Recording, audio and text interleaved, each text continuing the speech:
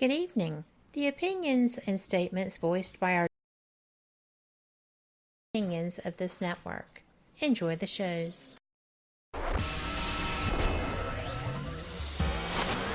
You are listening to WBHM Digital Broadcasting, Birmingham, Alabama.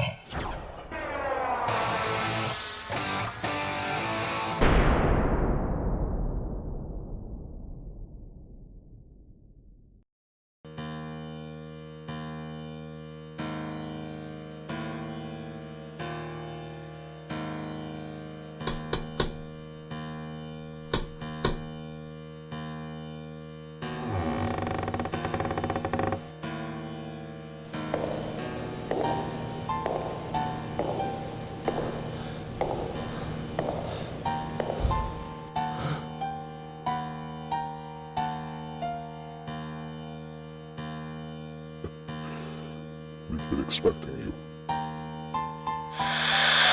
Monday, time for our maven of the supernatural, Denise Pridemore. This is the Paranormal Pride.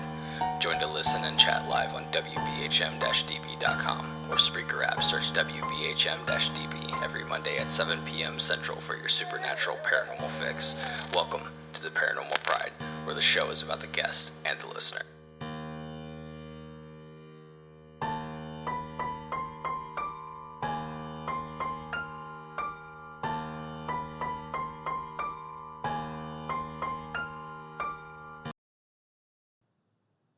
Welcome to the Paranormal Pride. I hope everyone has been anticipating my return because I was, but my computer apparently wasn't. So we're going to do the best that we can with what we've got tonight. Kat's prepared for me, thank goodness, and Matt apparently was prepared for me. But like I said, my computer was not. I hope everyone is having a great night and is prepared for our guest, Matt Bennett. He is with DPART, which stands for, let me get this right, which stands for, it doesn't say in there. Okay, Matt, what's DPART stand for? Desmoines Paranormal Activity Research Team. And how long have you been part of DPART? How long has DPART been around? We formed early to mid 2010. And your team is how many people? Oh, it's fluctuated. We're kind of doing some restructuring at the moment, but we've got a good core base of about six to eight that we utilize on a regular basis. Go ahead. Well, your team is like two teams put together, isn't it? Well, we collaborate a lot with a lot of teams here in the state. You just got to work together out there. Can't be afraid to call, opponent in, so to speak. You don't know, say you don't know, then you start looking for someone who does. And we've worked with we work closely with SciPit. We've worked with even regionally, in Nebraska and Illinois. Mike's come out to the school. Mike Ricksecker. Sorry, Mm-hmm. I had a blank on his last name there for a minute. Chris Sutton. It's good to have as many people, working toward the same direction as possible. So we're not afraid. Yeah, we've got a core team that's DPART, but it's really, aren't we all just on the same damn team trying to get the same thing accomplished? Well, it's kind of like, can't we all just get along? Sometimes it doesn't happen, but I agree. I mean, it's good to have the Chris Suttons in your back pocket and the researchers like Mike Ricksecker, in your corner. And, that's always good to have. And it's good to be able to draw in from the experience of the Daniel classes and the Josh Herds and things like that when you can.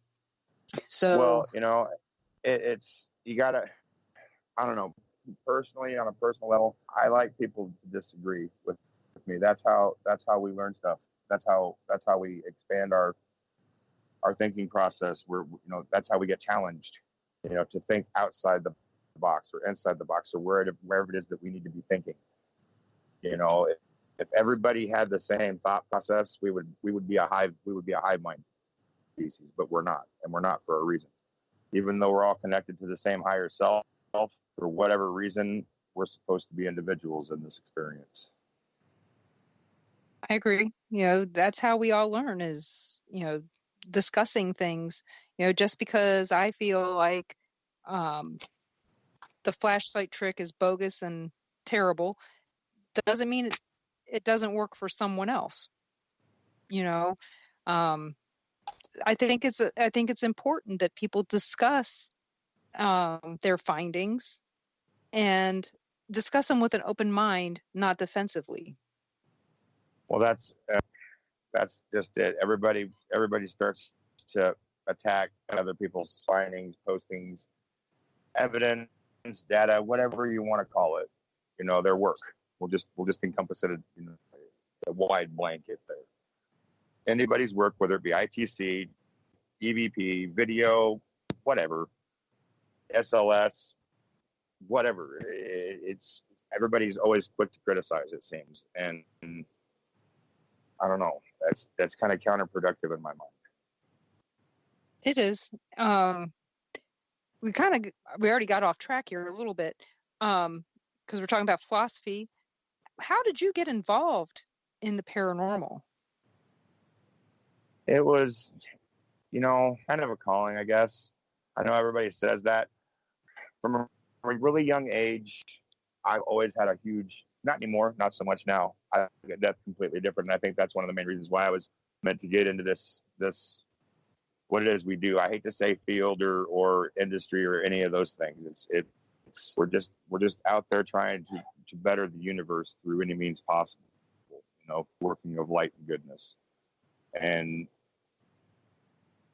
I mean, I would have dreams as a child, young as, not dreams, but as I was laying there going to sleep, trying to get to bed for the night, I would have what it was like to be in a wooden box 6 feet under, buried in just the nothingness of death. That's not normal thoughts for a child to have. So I've always had that in the back of my mind, and I think it took a lot of steps to get where because I didn't start doing this until I was in my late 30s, early 40s. Well, no, I would have been late 30s if I was back in 2010. Before I'm almost 45 now. So, but I think everybody gets into it for their own reasons, and it's all about. We just did our introspection show the other night on awakenings and going through them and different stages of awakenings and that kind of thing and what to look for. It's everybody comes into this. I mean, I eventually think paranormal is not going to be a thing like it is now. It's going to evolve into more of a way of life thinking, more of a way of thinking even. It needs to be a mindset, not something that we just go out and do on the weekends. Does that make any sense? Let me reiterate what you just said. So you're thinking that as a way of life, that it's just going to be the way we live, to where we're encompassing it in our everyday lives? Is that how you're seeing it? Kind of, sort of. It's the dimension, whatever you want to call them, the barriers, the veils between dimensions, what have you. Now, these are all my personal thoughts and stuff that I've kind of pondered on in meditations and whatnot.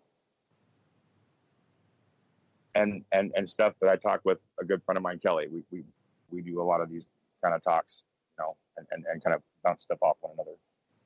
And she's been noticing a lot of 5-dimensional portals that are popping up that aren't naturally being made.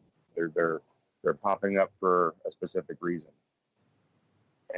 And it could be a very good possibility here in the not so distant future that we're not just living in 3 dimensions anymore. Okay. That are dimensional. And when that shift happens, in my mind, the kind of the way I see the paranormal and the way we communicate with them now, what if the way we're communicating with what we believe to be spirits now are just people in the 4th, 5th, and whatever dimension. It's just cross-dimensional communication instead of. You see where I'm kind of going with that? Yeah, I do, and it's a theory that I've heard from some other people in the past as well, and of course we have no way of knowing for sure what's correct. We don't. I mean, I don't want to say right because it's not. We don't know we don't know what is right or wrong. It's just what's correct, and so it's. I think it's really kind of interesting to think about. You know, is death just another part of a dimension, or is it? I mean, or is death final, and we're just running into things that are in another dimension, and or we have, is there a house just like mine somewhere else with a woman in it that's just like me, but even crankier? Now you're getting into string theory and infinite dimensions and equal infinite possibilities. Right. At that we don't point, know. We just don't. But I don't know. In my mind, in my beliefs, it kind of fits and makes sense that way. And that's another way that it's good to have other people discuss these kinds of topics, because some other people may not, until they hear us talk about it, may not even have thought of that. Right. Or somebody else will have a thought that I didn't think of and will present it, and it'll make me think, it'll make me reevaluate stuff to the point where it, it's constantly should be fluid and evolving. Your thoughts, right. Not, that's the trick to an open mind. Right. And they can help you expound upon it and vice versa. Exactly. A conversation like that, when an exchange of information like that is going down, both people, it should be a symbiotic relationship. Both people should walk away with something that they didn't have before. That's the optimal result. Oh yeah. So I think that's very true. I mean, I think that every meeting with another person, I walk away with something that I didn't have before. Good, bad, or indifferent, I walk away with something I didn't have before. That's kind of the point of it, So sometimes I'd like to erase some of those meetings and forget about them, but I still got something from them. I was going to say there was still a teachable moment in there, and it becomes the sum of our parts. Yep. Or part of some of our parts. I heard in a song lyric the other day by Skillet. I've been listening to a lot of Skillet lately. That which does not kill me makes me who I am. Instead of that which does not kill me makes me. It's kind of like, same. It's been said before, just kind of in a different way. Yeah. It's always a little. Like I said, it's always a little interesting. Each day we find something new to learn from, or to not do well. No, regardless, it's a learning. So I tell you, this past trip we learned a lot about a lot of different things. So each day is an amazing gift. No matter how small of a gift, I'll take it. So let's see. And do you have any family members on your team? We do.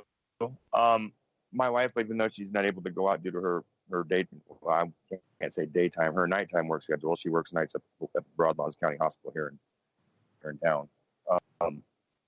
She can't go on a lot of the investigations, but she's been my rock through this whole thing. I tell you what, I couldn't have done it without a lot of her support. So then there's my oldest son. He's 30-something. He comes out every once in a while when needed. We've got my oldest daughter. She's 22 now. Yeah. And she's real good intuitive. She's got a real good tone on her craft at this young age. I wish I had such a handle, or was allowed to have such a handle on it. Explore that option as as an actual option growing up, but that is what it is. But yeah, no, we have quite a bit of family, and then of course the Marshes. Paul and Karen, they're like family. We've known them for going on 3 years now, and they're closer than some of my actual blood relatives. So, it's all about who you feel comfortable with and getting that team dynamic to work well. That's why it's important to find other teams and other people out there that you mesh well and work with. People meet for a reason. Oh yeah. I always say there are no coincidences in life. It's all synchronicities. That's people may disagree with me on that, but I don't see things as coincidences. It's all there was a reason that we met. I don't know what it was, and it doesn't matter why it was. It doesn't make a difference anymore, but it is what it is. And well, some meetings are more of a long-term thing. I think, our connection, we're meant to help try to advance what it is we're trying to get done here. And that is ultimately understanding, I think that's what it boils down to. A lot of people are in this doing what we do for understanding of everything, trying to become a better person. I'd like to get an understanding of everything, but I think it'd give me a headache. Just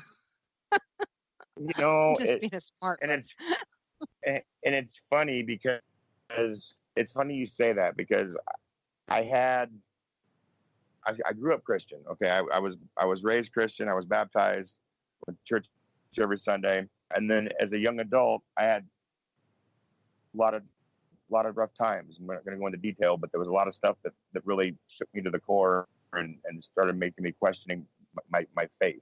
And that's a real tough thing to go through. I don't know anybody, of you listeners out there that had to sit down and completely restructure their faith-based system from literally the foundation up. But I kind of did that back in '96, and had stuff. Now that I look back on it, I didn't realize what it was at the time, but it was the learning curves that I had to go through thereafter to reaffirm stuff, and which kind of led me to where I am now. But I tell you what, if you ever want to talk about a reaffirmation or what's the word, validation, or any of the above words you want to use for it, to confirmation that you're walking that path, I got that when after I started doing really delving headfirst into this whole crazy realm, and it just really drove stuff home. I started really becoming, and now I'm in a good place now spiritually. It's been a long, crazy road, but the paranormal was a big key factor to that. Well, I'm glad to hear that, because I know you've always seemed very even keeled since I've met you. We've only known each other in person for just over a year, probably 15 months. We've been Facebook friends though for years. Right. But it's different when you know somebody up close and personal. Yeah, you're the energies have had a chance to gel. I just feel, I feel like, just because I'm a Facebook friend with somebody, I don't feel like I know them. I feel like I know you when we did Dog Patch together, and you had to leave to go talk to your wife. We teased you a little bit, but we understood that you had to go do that. That's part of being a spouse. But, we feel like we're connected to you. And at this time, we're going to take a break. You're listening to WBHM Digital Broadcasting out of Birmingham, Alabama. We'll be back with Matt Bennett in a short period of time here. So you guys have a couple minutes to go get a drink and come back. And if you have any questions for Matt, please put them in the chat rooms, and I will make sure to ask them for you. So come on back. You are listening to WBHM Digital Broadcasting, the best in paranormal talk, only on Paranormal Experience Radio. Broadcasting live out of Birmingham, Alabama.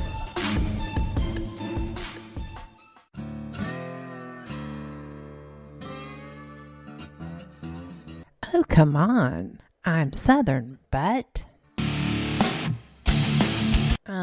Nope. That'll do. Hello.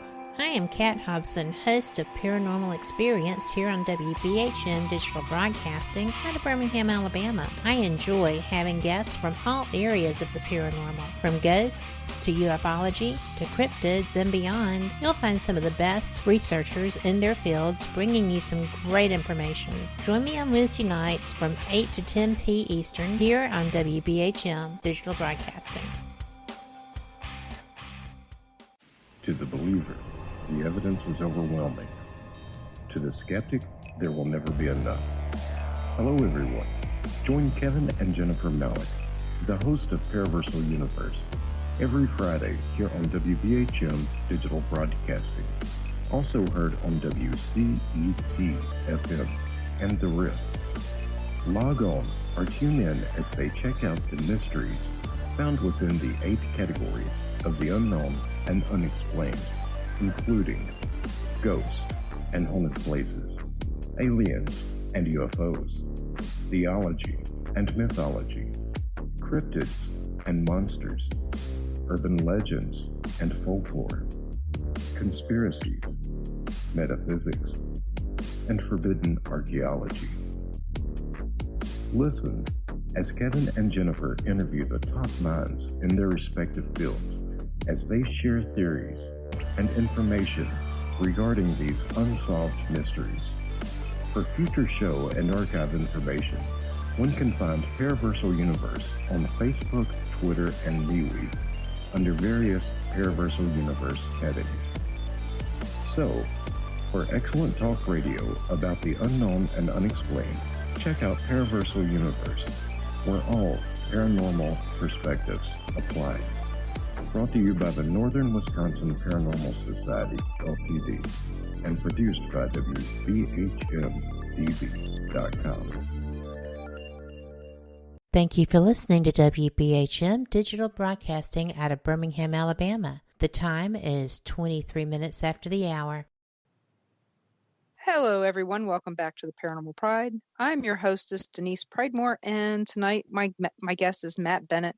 He is a paranormal investigator, a talk show host, an empath, my friend, a father. He's also sometimes a pain in the ass, but that's a whole other problem. I am. But tonight we're going to talk about stuff that's really interesting. So I want you guys. Kat put a thing in the chat room, and I'm gonna read it word for word because it started a tangent when we were on break. So we're gonna let that go so that you guys can hear what Matt's thoughts were on it. Kat put in the chat room. It's interesting how so many paranormal investigators are following the path into quantum sciences. It's not a coincidence. So, talking about quantum sciences, where are your thoughts on that, Matt? Well, and specifically quantum computing, when Google was the first company to start it, and they started it to potentially prevent extinction level events. They wanted to see if they could reach out into other realms, literally other, what's the word I'm looking for here? Parallel. That's it. Parallel universes, parallel realms, and see what's kind of happened there. And if they see what happens there, maybe they can go back and sort of correct mistakes, I guess, is what they were thinking. But the point being was when that happened, stuff like y'all stop to think about when the Mandela effect really started becoming a thing. It wasn't a thing until we started messing around with quantum mechanics, quantum computing, that whole area. And then we start seeing stuff like the Mandela effect start happening. I know there are some people out there that don't think it's real, but it's a big enough phenomena. I think we at least have to pay attention to it. You know, at least incorporate it into some working theories to see if it needs to be looked at even more, because I think we're going to start seeing more and more effects of this quantum mechanics, this quantum computing happen. As it does, things are going to change on a physical realm, and in the physical realm here on a drastic level. I don't think they know exactly. They're opening Pandora's box, I guess, would be a good analogy for that. Well, I'll tell you, I use a lot of predictive software in my job to predict what's going to happen next with our data. And a lot of that is based on Google and Amazon. You know how when you look up something in Amazon and it tells you, hey, this next thing is what you're going to probably want next, and you click on that. Google the same way. Well, a lot of it's based on that. It's predictive. You know, it's predicting, hey, you looked up this book by Mike Ricksecker. It's going to assume that the next book you want to see is the one by Vanessa Hogel. Vanessa Hogel, or have that one Chris Sutton, and then it just keeps on going and going and going. Right, because it's drawing little spider webs to this stuff. Oh, and if after that that's not what you're looking for, oh, you're looking for a ghost meter, or you're looking for this. And so that's part of my job, is to use softwares that are predictive. So a lot of my job is related to AI, and which is why I have a job. But so see, I'm a lot smarter than I look. But it's I think you're pretty smart. So I'm sorry, but when Google gets scared enough to abandon the project to the AI because it won't shut itself off, and they're literally afraid to continue the work, it should be shut down at that point. And then NASA comes over and says, oh, hey, look, that looks fun. Let's go ahead and take that over. And the project still continues. Just, the thing is I don't think that they truly abandoned any project. I think it probably went to another division of some company that is continuing on with it. They are. There's places like NASA literally came in and said, yeah, no, we'll take that. We'll go ahead and head that up. We got this. Now it's being run by NASA right now as we speak. Oh yeah. I have a cousin who works for NASA. He's an astronaut. And I lived in Maryland by Aberdeen Proving Grounds, where a lot of the experiments from World War I and World War II went. So I know that there's a lot of things that are still happening in these locations that are right out in the open where people wouldn't even expect them. Aberdeen Proving Grounds covers a lot of Maryland. Right, like I said, you can drive right up to it. You're not getting in, but you can drive right up to it and look through the fence, of Aberdeen and see something. You're not going to know what you're seeing, but, it is what it is. So it's one of those interesting things that you just don't know. But, I mean, we as a company that I work for, we know that we house so much data for so many different places. I couldn't even, I can't tell you who, because I don't know who. But, I see who we have contracts for because they post those out in the newspaper. We got this government contract or whatever. I can only, as a reader of the newspaper, I can only surmise what we're doing. As a part of the company, I have no clue. I deal with the person who puts in the service in your neighborhood. Okay. I deal with those technicians for CenturyLink that's putting in the service in the ground in your neighborhood. So, I mean, I don't have any real information. so keep that in mind, everybody. I have no clue. We do have a question in the chat room I'm seeing, but I have some other ones. I have some more. I have other questions too. So let me get with one of these first ones that I got already. There was one that I got in my messenger that asked me. It's from Carl. He asks about your favorite equipment. I got to ask that before I forget it. You know, I like to use myself a lot. I'll just kind of walk into a location and just kind of feel what I can feel. I'm not a medium, but being empathic, I can pick up on the energies that are there, you know, and kind of get a feel for the location that way. You know, if it's going to be an aggressive night, if it's going to be, you know, kind of an easy night. And then I'll usually at that point go straight for my either the spiritists or the necrophonics. I know a lot of people don't like apps, but I've talked to a lot of other investigators that have put those two particular apps, which are made by the same developer, by the way. So it comes from the same person, both apps. And We've heard lots of good those things about spiritists and necrophonic and Dead Wave, also by the same guy. I have not had the pleasure to get Dead Wave yet, but as soon as I get the extra $10, I'm downloading it and buying it and giving it a shot. So it looks impressive. I have to say that it looks like it's got some pretty neat features on it. But like I said, yeah, that's what I would have to say. Haven't purchased any of them yet, but before our next trip to Malvern, we plan on having a couple of those anyway to test out, because Malvern is a good place to test out apps. ITC, yep, ITC. They love ITC apps there at Malvern.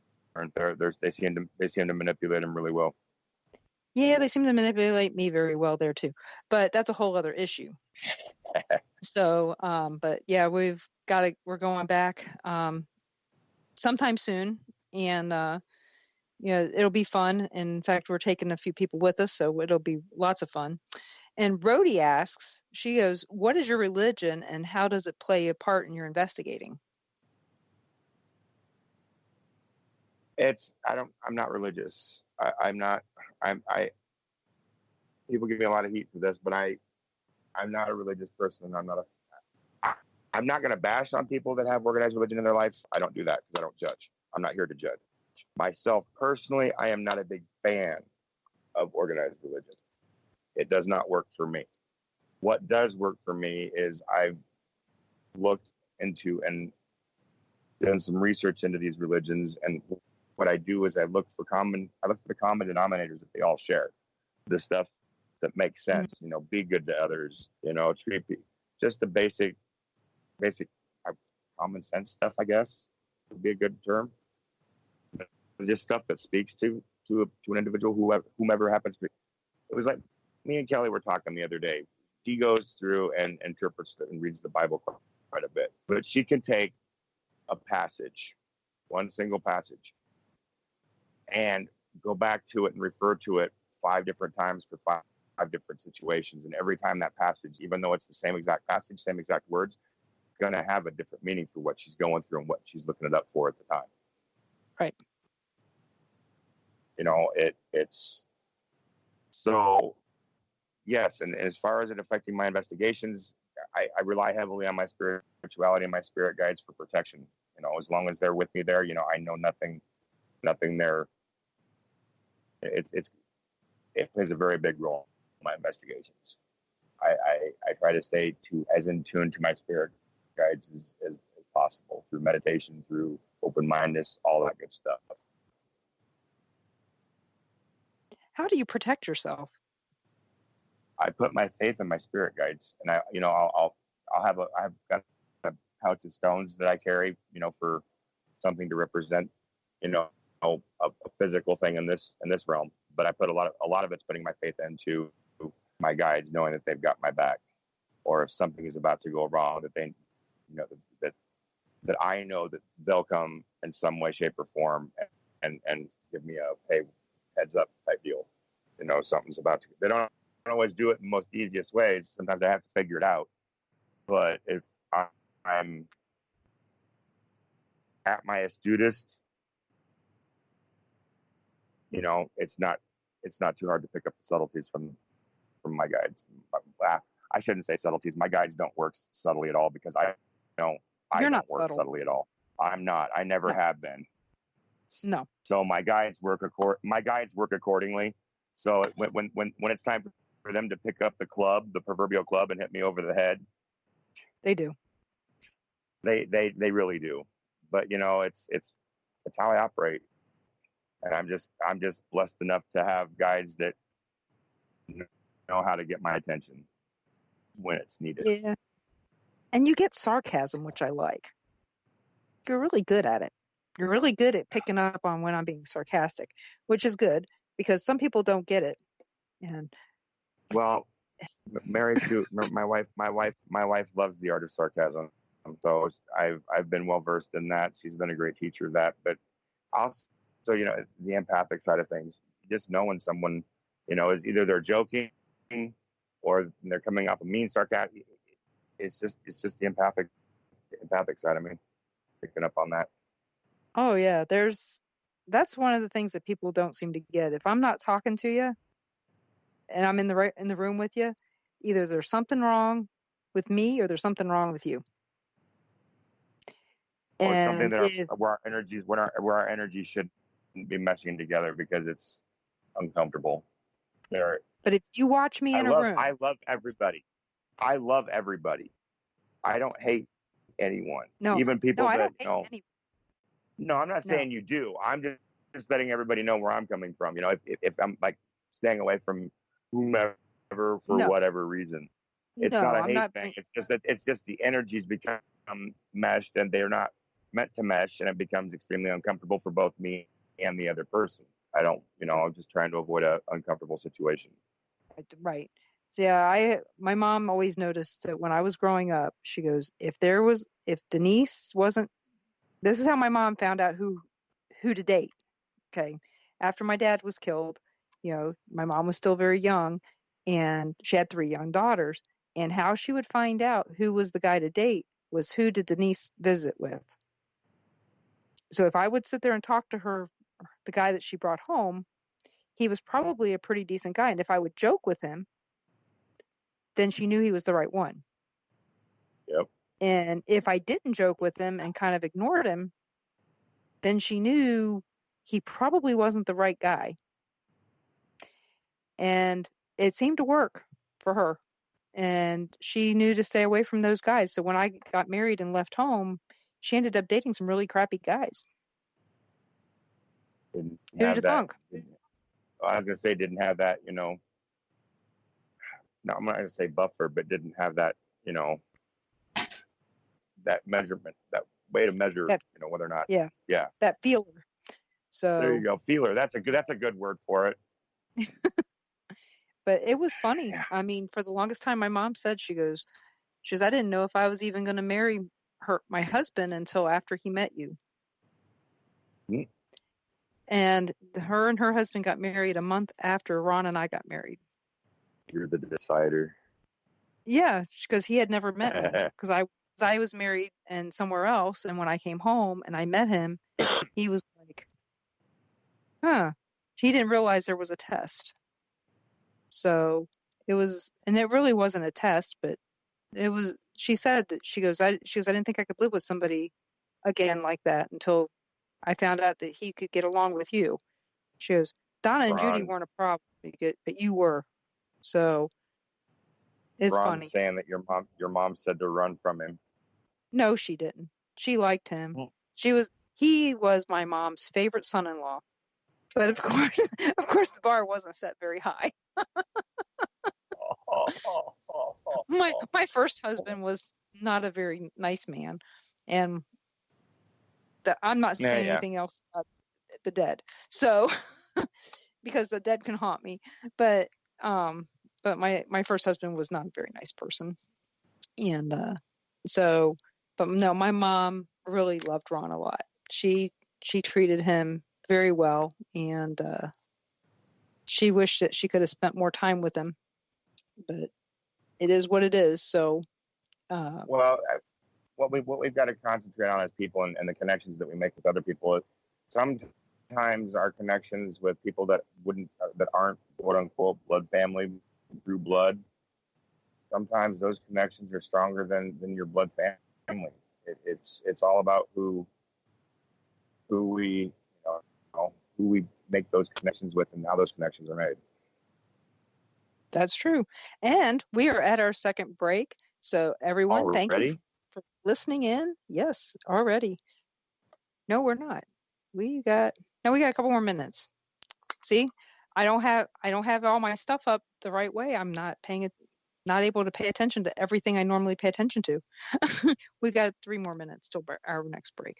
So unless Kat chimes in and tells me I'm wrong, but I'm right. See, and so but yeah, the voice has spoken. Yeah, nobody else could hear. See, that's a whole other story. But Matt, your show comes on Thursday nights at 7:30 on Skydoor Network, right? Yes, ma'am. And that's on. And Facebook. Your co-host is Kelly Steffen. Steffen, yes. We had a guest co-host last week. We had Nisi.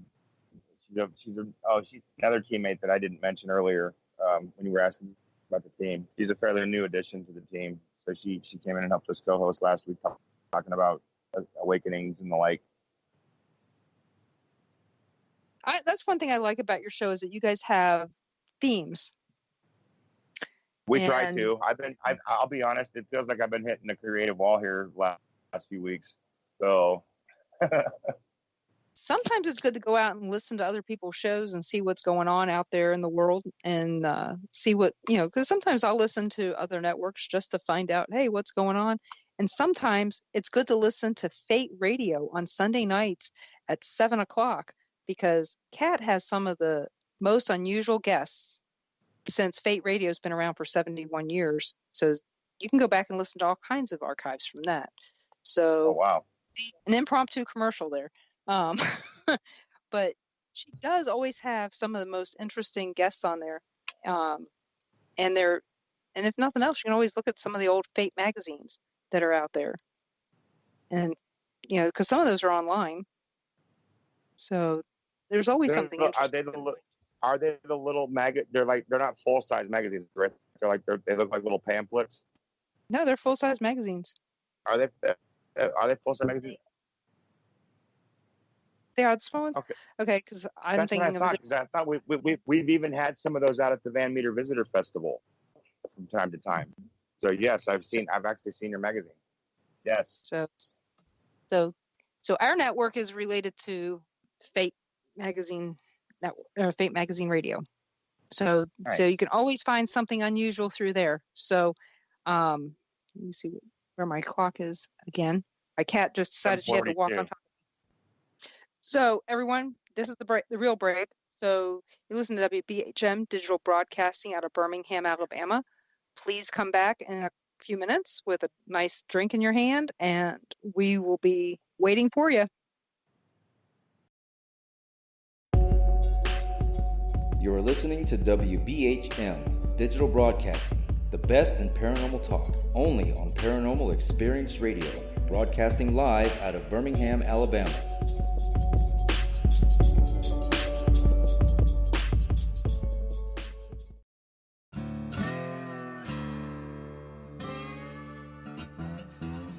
Oh, come on. I'm Southern, but... Nope. That'll do. Hello. I am Kat Hobson, host of Paranormal Experience here on WBHM Digital Broadcasting out of Birmingham, Alabama. I enjoy having guests from all areas of the paranormal, from ghosts to ufology to cryptids and beyond. You'll find some of the best researchers in their fields bringing you some great information. Join me on Wednesday nights from 8 to 10 p. Eastern here on WBHM Digital Broadcasting. Abnormal Alabama presents Crypticon October 25th and 26th at the Port of the Wharf, Orange Beach. Bigfoot, the paranormal, authors and speakers, vendors, and your chance to experience the Psychomantium. There'll be a costume contest and much, much more. October 25th and 26th at the Port of the Wharf, Orange Beach. Get more info, directions, and tickets available now at abnormalalabama.com. That's abnormalalabama.com.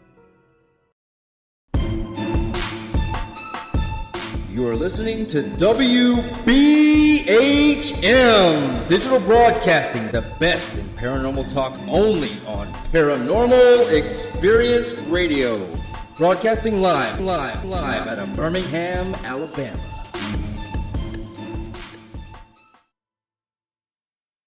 Thank you for listening to WBHM Digital Broadcasting out of Birmingham, Alabama. The time is 45 minutes after the hour. Welcome back to the Paranormal Pride. I'm your host, Denise Pridemore, and my guest tonight is Matt Bennett with DPART out of Des Moines, Iowa. And during the break, we talked about quite a few things. I know in 2 minutes we can talk about so much that you guys get to miss, but we're going to talk about, he was telling us about the Van Meter Festival in Van Meter, Iowa.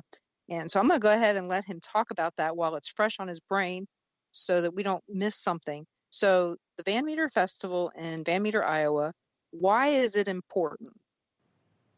Well, it's one of the more unique attacks that's been recorded in United States history. It was for one, it terrorized. I know the West Point one was an extended period, but this one was seen every night for a solid week by bankers. Okay, when you say, the first thing is so everybody knows, you're talking about an attack. You're talking about a Mothman attack, right? Yes, I mean it would have a. They would describe it as a shrieking noise with a horn with a light coming from it, a bright light. I mean, this thing had people so scared that the banker himself ran into his bank, grabbed his shotgun, shot out his front glass window, and then locked himself in the vault overnight until morning. He thought when he'd come back out in the morning at daylight, he would see, blood or something from whatever it was he shot at. There was nothing but broken glass. When everybody finally had enough of this, everybody gathered up their guns. They chased this thing out of town to the outlying coal mines. I mean, the coal mines are only like 2 or 3 blocks out of town. Van Meter's not a very big town at all. It's very, very small. So they chased it out to the coal mines, at which point it took off after they shot at it, and the bullets didn't even phase it. Then it came back with a creature half its size. So that's one of the things that makes it a very unusual, that it's the only spottings that I know of personally that's had a double creature sighting at the same time. Not just one creature, multiple times, but there were actually 2 physical creatures there. One about 8 foot tall, and then the other one would be about half its size, about 4 foot and change. Oh. Then they disappeared into the mines, and that was it. They were never seen again like that. There have been reports in the 80s and 90s that people have seen lights coming out there from the mine. And there's an old tile and brick mill out there that sits on the property too. So the people say that they've heard pretty nasty growls or coming what have you coming from that area. But it's all private property now, all owned by private owners. And when is the Van Meter Festival? It is going to be this month on the 28th. It's the last Saturday of September. It's the last Saturday of this month. I do believe that is the 20th. I don't have a calendar in front of me. I want to say it's the 20th. The last Saturday of this month. The last Saturday of this month is the 28th. That's what I thought. And so come on. And is this like the anniversary of the week of when it was? Yes. Well, they tried to. It was the last. It's not the actual anniversary date, but September is the anniversary month. Okay. So they just do it toward the end of September because it's easier for everybody to come out and check it out. It's free to come out and check out. The tours, I think, cost $2 or $4 or something like that. It's less than a $5. It's less than a $5 bill. Come out and experience the tour. Walk the same paths that the townspeople walked. Chad Lewis and Kevin and Noah. They give great tours. There'll be guest speakers there all day long. I'll be emceeing. I'm supposed to be speaking there, but I'm not sure if that's a whole other topic right now that I need to address. But I'm definitely emceeing this year. So come on out, see us. Come out and see the committee. Everybody out there. I think Skydor Network, Kelly is going to be out there. They're going to have Awesome Creations out there. We're going to have a face painter out there this year. It's going to be a good time. Bring the family and just come on out and it's a real friendly atmosphere. It's a good festival. It's a great festival. I've been a part of it now for going on 5 years. So good stuff out there. I know wasn't it last year? Holly Mullins drove all the way up there from Eastern Kentucky. That Or was the year before. that was the same. That was the same year George did, because they came up together, and I want to say that was 3 or 2 or no, it wasn't. I want to say 3, maybe 4 years ago. Yeah, because It's George been a minute lives now. quite a distance from Holly. They both met up and carpooled up here, both of them. Yeah, I was gonna say, because So, where yeah. he lives and where she lives, it would have to be some, like Louisville or someplace major to meet. I think they met up in Hazard County and drove out of Hazard County, is what I want to say happened. Okay. Yeah, because I drive through Hazard County to get to my mom's. Because see, people don't. Holly only lives like 30 minutes from my mom's house. Oh, right on. And then we just met personally in June for the first time at the event there at Mineral Springs, the Haunted Road Media Paracon. Because every time we went, her grandpa would be sick or I'd be busy with my mom. So, family first, of course. So even Yep. that 30 minutes on those mountain roads would be too much. So it's just how it was. Yeah, no, I remember even the mountains out in Dog Patch, and those were, being from Iowa, those mountains out in Dog Patch were a challenge to drive. They made me nervous. Those roads are just dark and foreboding, especially in the rain and stuff. But Dog Patch, that was a beautiful event, though. Yeah, but I can see why the amusement park went under. Yeah, but the location was not in a good place. It wasn't, not being right there in the heart of the Ozark Mountains. I mean, yes, it was beautiful and scenic. I mean, yeah, they had the scenic, the scenery down, but it's just not convenient to get to, as far as, looking for convenience. Well, I'm going based on, okay, I lived in Arkansas when it was open. I lived in Eastern Arkansas. That's where I met Ron. Was in Eastern Arkansas when it was still open. And on all the tour guides that they had, on all the visitor guides for the state, they always had Dog Patch. You got to go here, you got to go here. And I remember this from back in 1981. Okay. You got to go. It's one of the best places to go. But then you find out that Silver Dollar City is just a little bit further north, and there's so much more to do in Branson. And I'd never been to Branson either. Okay. I'd never been to Branson until about 6 years ago. So we stayed in Branson while we were down there, and that's that little town, or that place got a lot of cool energy to it. Oh yeah. Well, I got a story about that place too, but it's more on the moonshine part than on the spirit side, but on the other spirit side. I was gonna say that's a spirit of sorts.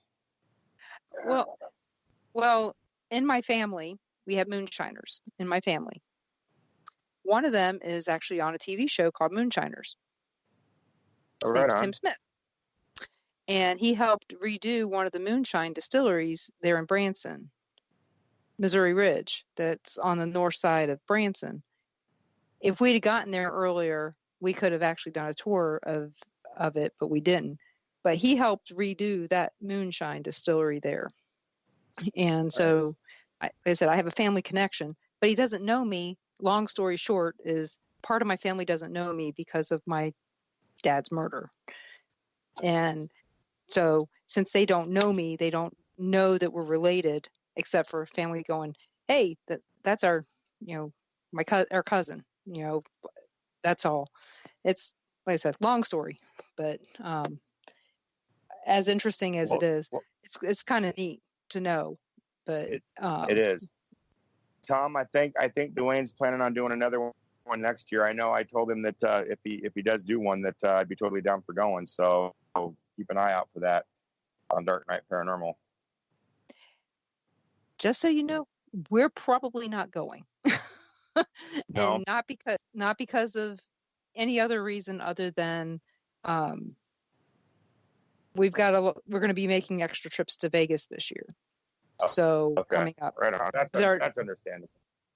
Yeah, our daughter's moving Friday to Vegas, so that means at least one extra trip a year to go to Vegas. Yep.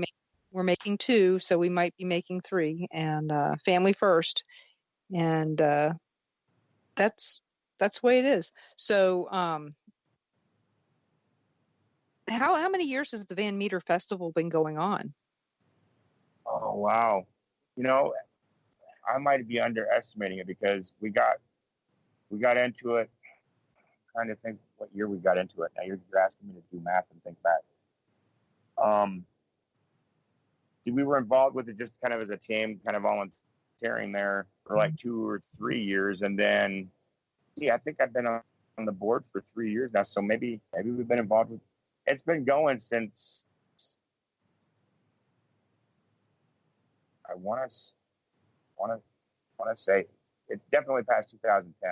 I'd have to look it up and then actually see, but it's been a minute. Time flies when we're out there because there's such awesome people out there, and everybody that's involved with the festival, all the vendors and people that come out are amazing. So it just kind of all blurs into one awesome time, if that makes any sense. Oh yeah, I mean, like I said, I've known about it for a little while, and I'm trying. It looks like it says as the crow flies from my house, it says it's 500 miles. So it's like that's a long drive. Of course, that's coming from somebody who just went 1,400 miles to Vegas, but that's a whole other thing. Yeah, worms. Yeah. So, and we just drove 500 miles up to where was it? Oh, we drove 500 miles to DeKalb for that event. So, it says it's 3 hours and 37 or 3 hours and 37 minutes to up there. So that ain't too bad. Yeah, that's not too bad. And, you guys got sports betting now. And after winning a bunch of money at the casino, you might be able to talk somebody into that. Who knows? There you go. So the last weekend in September, Van Meter Festival. And yep, I also would like to throw out there too that I'm helping SciPit with an event out at West End here in little old Des Moines, Iowa, right here in town. And the October event is unfortunately sold out. That's gonna be October 12th. I don't know if they're gonna do any kind of overflow tickets for that or not. I don't think so. But it's a haunting at West End on Facebook. You guys want to go check that out? Where was that? West End. Did you say West End? West End? Haunting at West End. West End. WESTEND. 2 words. West End. It's a coffee. It's a coffee shop and an antique store is what it is. And it sits in what used to be an old grocery warehouse, and an old school used to be right across the street from that's now tore down. But it's a pretty cool building, and they're going to have a second event there in November 9th. I'm not quite sure the time on that, but that's called Another Haunting at West End. And it's all on Facebook. Okay. They got all the information right there on the event page.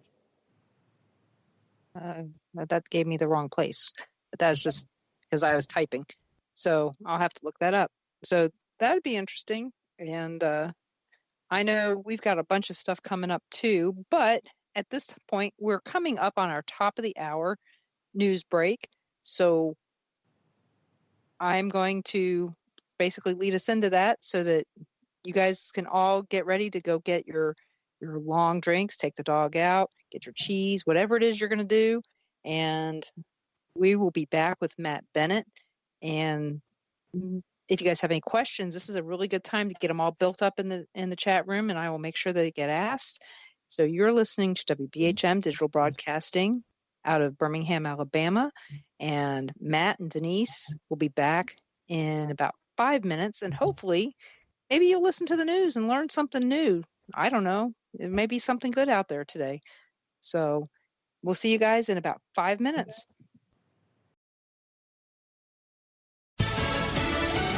Compelled to hand them over. I'm Lisa Lacera, Fox News. Prosecutors in New York City subpoenaing President Trump's tax returns. Fox's Gernal Scott has more live. Lisa, Manhattan District Attorney Cyrus Vance Jr. is seeking the president's business and personal returns going back 8 years. Vance sent a subpoena to accounting firm Mazars USA to get them as part of an ongoing investigation into hush money paid to porn actress Stormy Daniels and Playboy model Karen McDougal prior to his election. The firm says it plans to fully comply with its legal obligations. Mazars said in a statement that it will not comment further on the work they do for their clients. Vance previously subpoenaed the Trump Organization for similar information on any hush money. Lisa. Gernal, the former Senate Judiciary Committee chairman, defending the vetting done on Supreme Court Justice Brett Kavanaugh. Fox's Jared Halpern live on Capitol Hill. Iowa Republican Chuck Grassley, who led the Senate Judiciary Committee last year, says the panel dug into every aspect of Justice Brett Kavanaugh's professional and personal life during his confirmation process, and no allegations of sexual misconduct could be corroborated or verified. I know because I had a team of dozens of lawyers and investigators chasing down each allegation that we received. Reporting by the New York Times over the weekend says episodes from Kavanaugh's time as a student at Yale were not investigated. The student involved declined to be interviewed, and the paper says friends say she does not recall the incident. Lisa. Jared, President Trump says he thinks the Times made what he called another terrible mistake. It's a shame that a thing like that could happen. I see they're making a big correction today. They've just announced there's a correction. And the president calls the story a false accusation. America is listening to Fox News.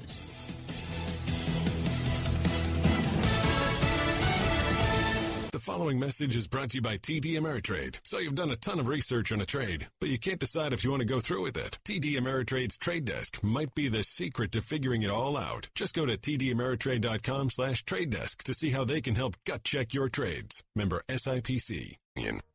President Trump saying Iran appears to be behind the weekend drone attacks on Saudi oil fields. The United States is more prepared than any country in the history in any history, if we have to go that way. As to whether or not we go that way, we'll see. We'll have to find out definitively who did it. The president saying the U.S. will be meeting with our allies to determine the next steps. The attacks cut world crude oil production by 5%. The sheriff of Marion County in Central Florida says they believe they have found the remains of 4 young children just hours after their mother was found dead in Georgia. Family members reported her missing Saturday after not hearing from her for several weeks. A warrant has been issued for the children's father.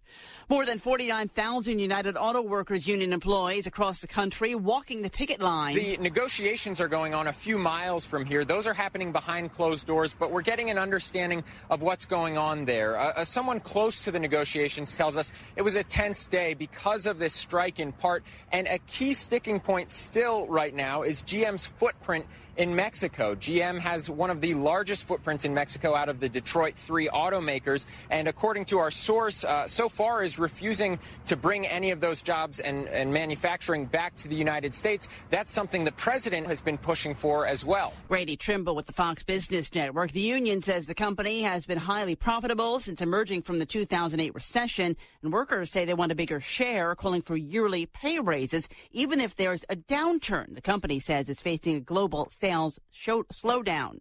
Coming to Netflix, a show about nothing. All 180 episodes of Seinfeld will be available on the streaming service beginning in 2021. Terms of the deal were not released. I'm Lisa Lacera, and this is Fox News.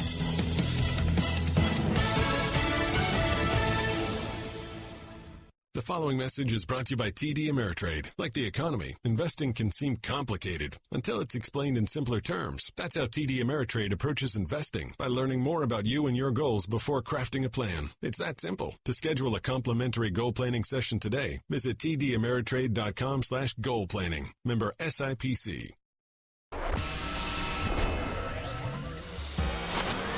You are listening to WBHM Digital Broadcasting, Birmingham, Alabama.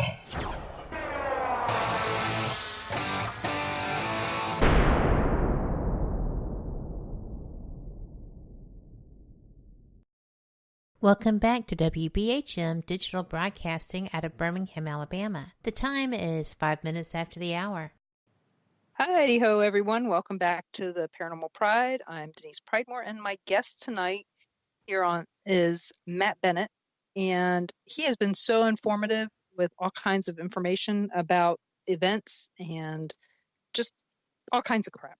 And I am just so excited to be back on the air and be able to be talking with him so you guys can understand why we're friends.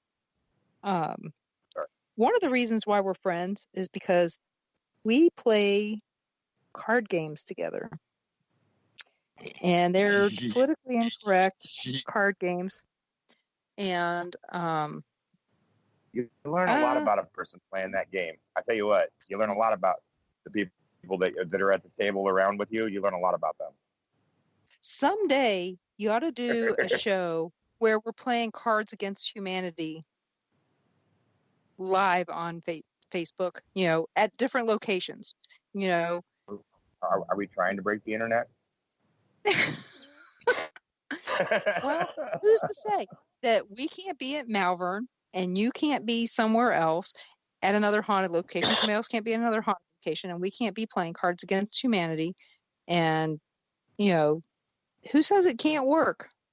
A remote game of Cards Against Humanity. Of course, people may not respect me after some of the cards that I play, but that's a whole different problem. That's not my fault. That's the part that where you learn a lot about the people that are sitting around the table playing with you at that time. That was a fun night. That was a fun night, a fun way to relax. It was. It's a bonding experience too, I guess. I think when you play a game like that and you get the true side of people, it kind of making those connections stronger. I know I've been on and on about it for the last hour, but it really does come down to the connections that you make in life. It's so important. Well, that's the first time Ron and I ever played, and I never saw an old woman leave the room as fast as that woman did. A few times while we were playing. The poor night staff there at the hotel that night, yeah. And I think we even had Dwayne blushing. And like I said, I think it would be a fun thing to do. In fact, Dara, I think we actually captured him blushing on camera too. We actually got a picture of it right after that round. I think that was one's got posted on Facebook. I'm sure. Anybody wants to see these photos, they're on the Dog Patch photo album and on Facebook. Oh yeah, I almost used that picture for the show picture tonight, but I said no, I can't do that. I would have to ask everybody. They'd be asking who are all these people, but yeah, Nick Simons is a little bit out there on that. So him and Ron did really well. They did. Everybody did really well, but man, they cleaned house. But see, that's just it. It's not about really winning or losing with that kind of game. It's what you're finding out about, your comrades and your teammates, people that you're choosing to be in the trenches with, out there doing this stuff. You gotta be able to trust, and know that whoever's out there with you on location or out there on site, they've got your back. If something were to go sideways, and to pull you out or pull whoever out, or however to handle whatever situation may come up. That's what we were doing that night when we were playing that card game. Whether you believe it or not, people, we were team building. It is. It's a great, stuff like that. Anything where you're bonding like that and finding out what would be information that you just normally wouldn't talk about in regular conversation, because it kind of brings up fun scenarios and situations. It's just a fun team building experience. It's not for everybody, but that's what's awesome about this this life that we're doing, that everybody's different. If everybody were the same, everything would be boring and bland and vanilla. Yeah, it's not one of the games that embracing. we would. Yeah, it's not one of those games that you would play in public around children, but it is one that you would play around adults that are not easily offended. Right. Or maybe it's one that you play around people that you want to offend. Depending on what your intent is, yes. I don't know. Like I said, I was going to tell Dara to bring her cards with her to McPike, but then I thought, no, that's not the right place. Because, I'm working the whole time and we're running around and it could rain, it could be windy. It's just not the right place. And Dara, the card that you're talking about, the winning card, has to do with chaps. So I'm not going to say it on air. So, but apparently I can't live down cucumbers either. So, because every time I turn around, Lauren's sending me something about that. But, but the thing is we team built out of that game, with Lauren and Sherika and Dwayne, and no matter whatever happens going forward, we will always have that game to look back on and laugh and go, that was the first time we played this game, and darn, we had a good time. And no, it wasn't paranormal, but it was abnormally fun. It's just strengthening those connections. I sound like a broken record tonight. I'm sorry, Denise. Well, record over here. Yeah, just have one of the kids come and hit you in the head, and so you can skip over that part. Yeah, there we go. That works. So you have the Van Meter Festival coming up. You have the West End, something at West End. Yep. And in between there, we're actually going to go do a private investigation. Just the team and some close friends. We're going out to give a big shout out to Miss Christy Williams and Buried Alive Productions and Jeremy and all of them with Buried Alive. They're awesome people. So we're going to go out there and visit them just 2 days after the Visitor Festival. Actually, we're going out there on the 30th, Monday night. We're going to go out and see them at the Stevenson building out there in Wymore, Nebraska. How far is that? It's about, we're going to actually, with all the flooding and everything that's going on right now with 121 being closed down, we're going to actually have to go up and around through Omaha and then back down. It's just outside of Lincoln, Nebraska, Wymore. It's just a little itty bitty town. Isn't that where Dead Files went? Didn't Dead Files do something in Waymore? They might have. I'm not sure. I'm trying to remember his name. He's a friend of mine on Facebook, and I cannot remember his name now for the life of me. And he's a really good friend, and I talk to him all the time. I just can't remember his name. Like I said, it's been a long week already, and it's only Monday. It has. But he's a really good guy. He likes Mustangs. So the Stevenson building is the name of the location we're going to go out and check out. Well, that sounds like a lot of fun. Yeah, if we can get a signal out there, we'll do some live feeds and whatnot in the investigation. So kind of keep an eye out for that. You know what? I think Wymore is not too far from Waterville, Kansas.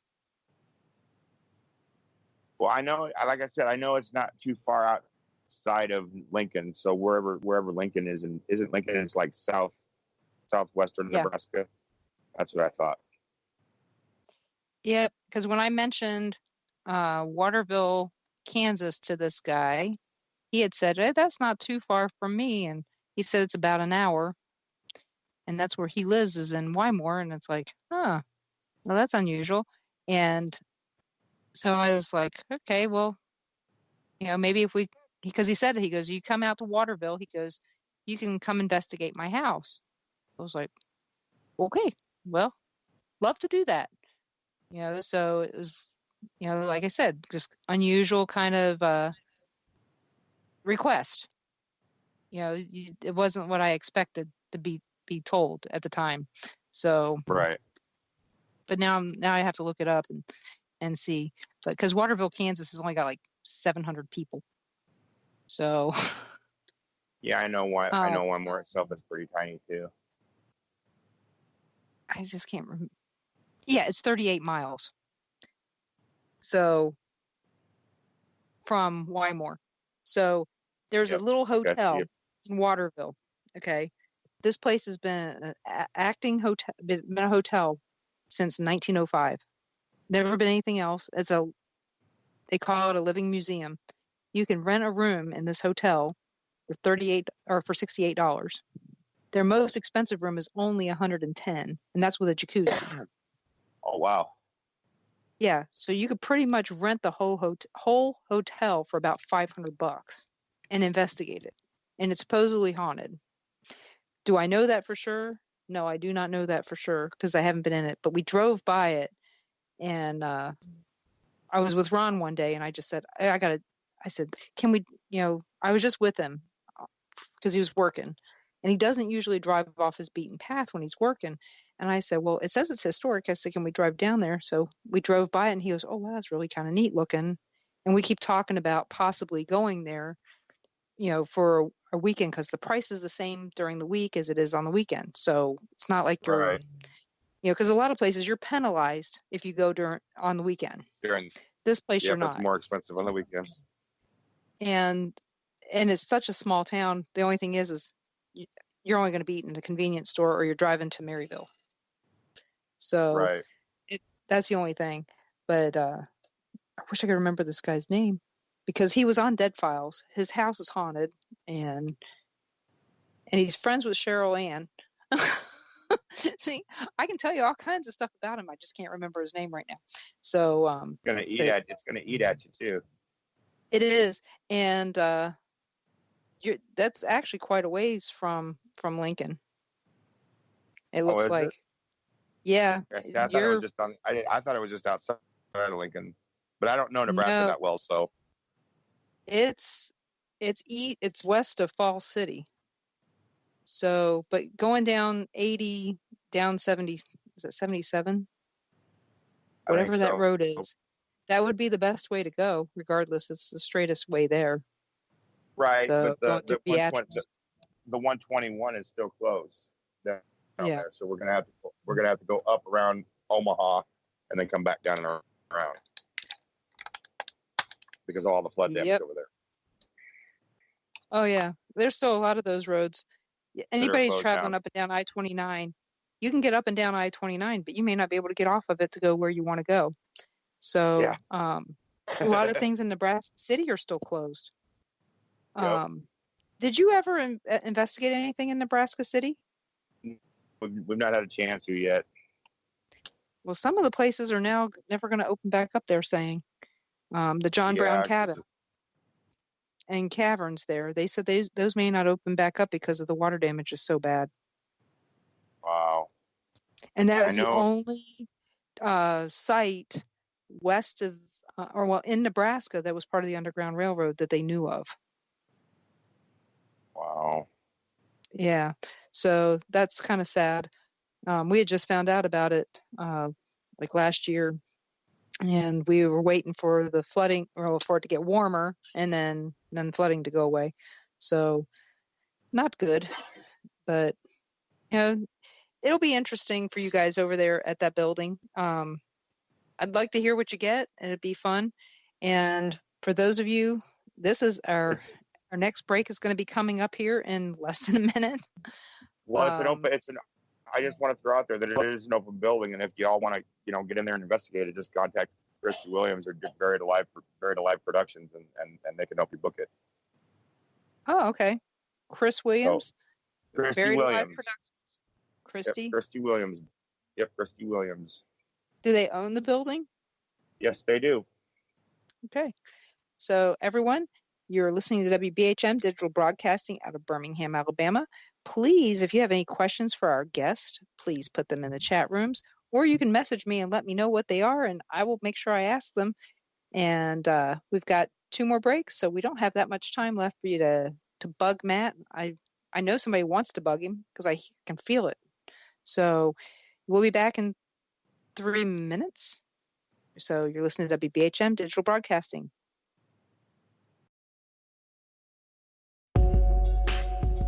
You're listening to WBHM Digital Broadcasting, the best in paranormal talk, only on Paranormal Experience Radio, broadcasting live out of Birmingham, Alabama.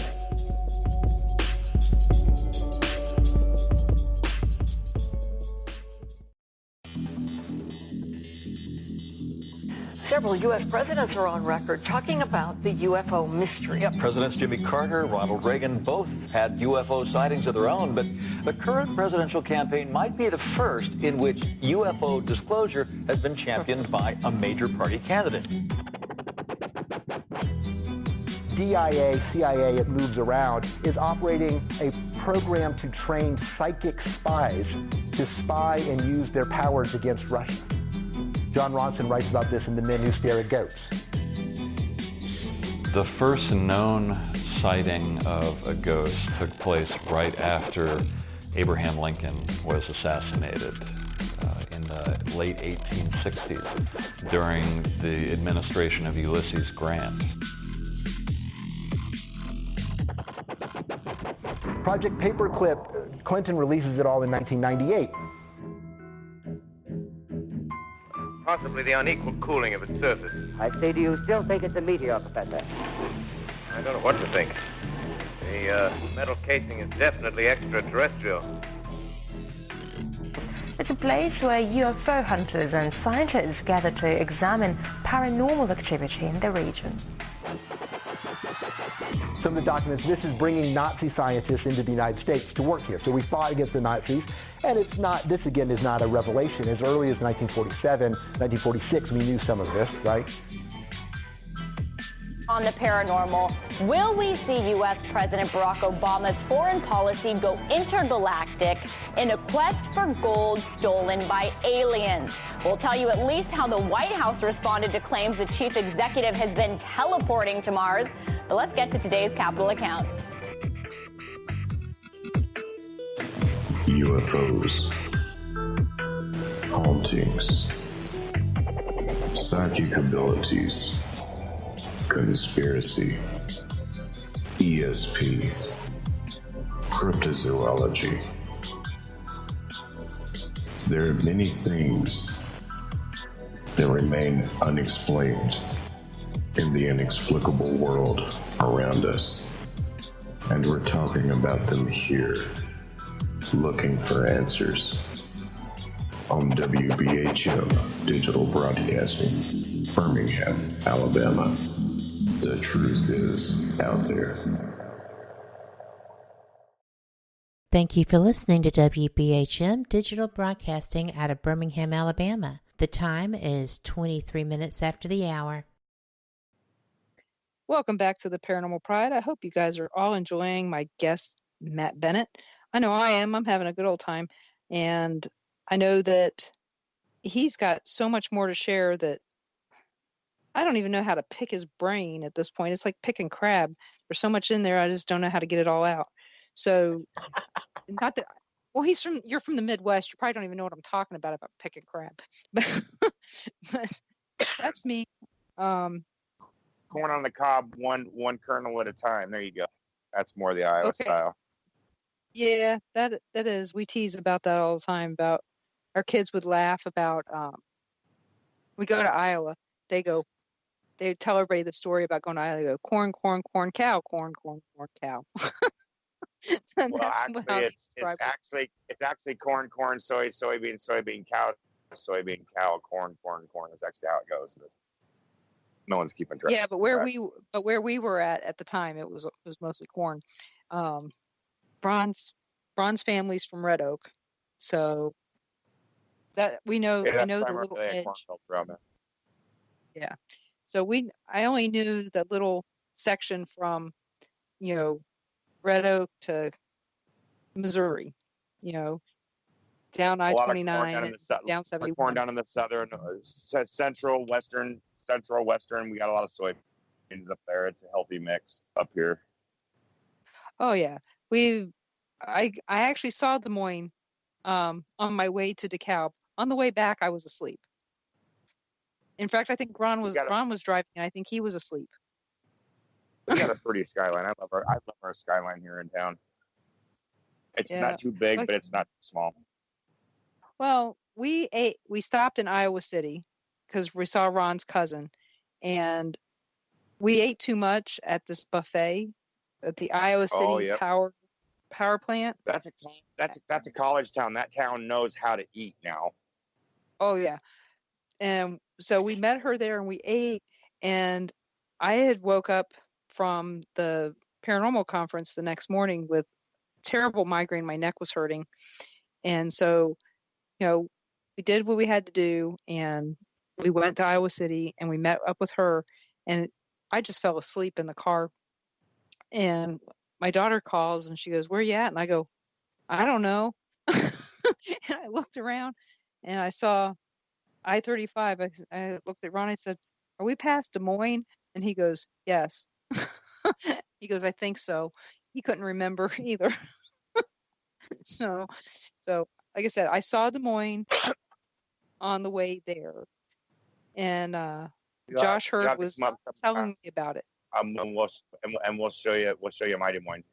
I used to run a historical tour through downtown and East Village, so I could show you some of the cooler points of town. Well, I'd love to hear about it, because I know that we were looking at Prairie Meadows when we were there, and that looked interesting.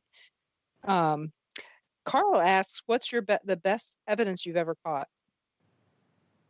Now, I didn't catch it, and I was supposed to have posted it last week. I just didn't get to it.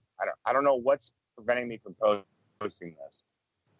It's awesome evidence. I don't know if I've sent a copy to you or not, but Niecy Davis, one of our newer teammates, she had security cameras up, not for paranormal reasons. She actually had them up to make sure that her vehicle and her dog was safe from her neighbor, that they were having some issues. And so she put up the security camera to monitor it. And what she captured was nothing short of amazing. It was literally in broad daylight. It was like 1 or 2 in the afternoon, and this black mass come out of her house through the wooden slats and out into the yard. I mean, it was there clear as day. You can't miss it. I'll get it posted this week, I promise. So just keep checking my Facebook, my personal Facebook page, and the DPART page is where I'm going to post it. All right. On Facebook, and I'll get it posted. You know what? I'll just sit down and do it tonight after I get off the show, so everybody can see it. I was supposed to get it done this weekend, and I didn't. So it's some pretty amazing footage. I have to say, it's like I said. I think the thing that's most impressive about it is that it's in broad daylight. That it happened in the afternoon. A lot of people are dead set on going investigating at night, but guess what? The daytime is just as active. Maybe in different ways, but it's just as active. I think what it is that at night you're just more aware of your surroundings because you're taking away most of your sight. You've got more shadows at night. So only because you've got dark spaces. Everything is quiet. Everybody else is asleep, so the noise is reduced. I get the reasons, but I'm just saying that you can investigate during the day too. You get just as good evidence during daylight hours as you can during nighttime hours. That's my point. Well, in all honesty, we've had a lot of paranormal activity at like the Villisca Axe Murder House during the day. We've never investigated at night. We've just gone on day tours and had all kinds of activity just on a day tour. Yep. We've had a lot of activity at Malvern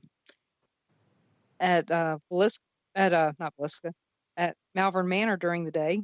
In fact, when I got scratched there, it was during the day. It was 4:00 in the afternoon. A bunch of times I got attacked at the Sally House, broad daylight, not night at all. So it's going to happen when it's going to happen. When was the activity mostly when did the activity mostly occur in the place when it was alive, when the house was, had people living in it, or the location? Most Mainly places during the daytime hours. Right. Most places are quiet at night. You may not have, the Sally House after, 3:00 in the morning, nothing. 9 times out of 10, it was quiet between 3:00 in the morning and 9:00 in the morning. Well, now, and on the flip side of that coin, the Stevenson building that we're going to at the end of the month, Christy said that a lot of the activity happens early in the morning, from like 3:30, 4:00 on until, 7, 8 o'clock in the morning. Maybe that person had an early routine. They were up that early in the morning, getting ready for work, getting ready to start you just start telling, different places. It really is all about the conditions. I joke with people all the time. It's a lot like fishing, go out, throw your line out. You don't necessarily know if you're going to get that bite or not, if you're going to catch that fish. Yeah. Tom McNicholas asked. Yeah, Tom McNicholas asked. He saw a place in Davenport called the Redstone Inn. Have you ever been there? I have not. You heard anything about it? I've heard some things about it, but I'm not too familiar with it. I believe, that's in Davenport. We've not gone down and done a lot of investigating down in there in the southeast part of Iowa. We've done a lot of private cases in southwestern and southern Iowa. And then of course, we've gone to Malvern. We've gone to we too have only done the daytime stuff at Villisca. Edinburgh Manor, that's as far north as we've gone. And then we had the Manila Schoolhouse over in Manila, Iowa, and the Klondike Hotel there. And there's just so many good locations here in the state. We're blessed that way. What would you like to tell us about Edinburgh? We just found out that Ron's cousin, the one we visited in Iowa City, lives 5 minutes from there. Edinburgh's a peculiar place. When it's cold, it's cold. It's I don't mean by temperature cold. I mean like off as far as the activity goes. When it's, I hate to use the pun, but when it's dead there, it's dead. Ask Scott Johnson. He just went out there and did a solo not too long ago by himself, and his words were it was way too quiet. It was eerily quiet. And then but when it's on and hopping, tell you what, there's some crazy stuff out there that goes on, like the dolls that are out there. We've seen those move. There's a doll in 202 that normally sits on the head of the bed up there. We picked it up and moved it over to the other side of the room. We came back, it was back on the bed again. There was no one else in the building. So we had like 6 or 8 different things thrown there. We went there with Cy Pit this last time. We've been there like 3 or 4 times now. But the last time with Cy Pit, every time something would get thrown, he would hit it with the FLIR, the thermal gun, and it was like the object that was thrown was hot. It was putting up like somebody held it in their hands for like 20 minutes and then threw it. Anything that was thrown that night had a heat signature to it. It was weird. Wow. So it's just some of the more off the wall activity that happens at Edinburgh. It's a cool place. I like it. It's got a good history to it. I don't think there's a location here in Iowa that I haven't had at least a personal experience in. Is there a place, is there a haunted location that you think should be on Iowa's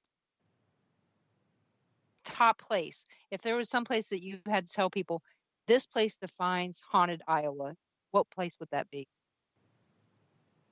Well, and that's kind of my answer to that is kind of unfair. I'm going to give 2 answers to that because I'll give a location. I'll give an answer to a location that's currently accessible, and then my true answer is a location that's no longer accessible. Okay. The accessible location, that's a hard one. I have a soft spot for our school. Our team has a soft spot for schools in general. We've done a lot of investigations at schools. We've done a lot of private investigations that have been converted converted from schoolhouses into apartments. We've done a lot of schools, so we've got a real big soft spot for schools. So I would have to say Farrar would probably be, and it's only 15 minutes from my house, so it's close. It's a great location. The people there are wonderful and awesome. You know, Will and Jacqueline and I'm trying to think of the owners' names. Nancy and Jim Oliver. There we go. Those are good people, you know, that kind of thing. As far as the unaccessible one goes, I'm going to have to say the Manila Schoolhouse, and that's simply because I've spent the most time there. You know, we lived there off and on for that year. We were getting to a point we were going out there every weekend and staying the entire weekend.